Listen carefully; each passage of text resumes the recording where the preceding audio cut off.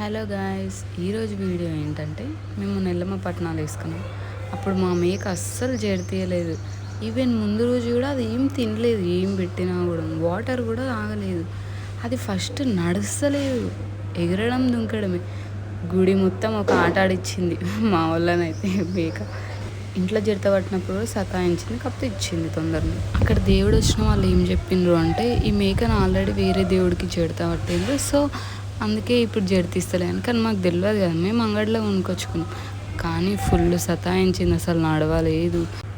జడితీయడం కోసం కళ్ళు పోసిండ్రు, ఇంకా కూల్ వాటర్ పోసిండ్రు, అయినా కూడా జడితీయలేదు. అసలు చెవులు కూడా ఇట్లా ఊపలేదు. చెవులను ఊపుతుందేమో అని చూసినా కూడా అంత సతాయించింది. అసలు అందరు మొక్కినా ఇంకేమైనా మేము మర్చిపోయినామా, ఏమైనా మొక్కినవి చేయడం అని గుర్తు చేసుకున్నా, అసలు అన్నీ చేసినాం, అయినా కూడా అస్సలు వేయలేదు. మేక ఫుల్ సతాయించింది.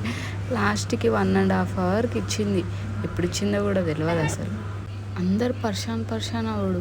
ఎప్పుడైనా తొందర ఇచ్చేది, వితిన్ సెకండ్స్లో ఇచ్చేది. ఈసారి ఇంత సతాయిస్తుంది.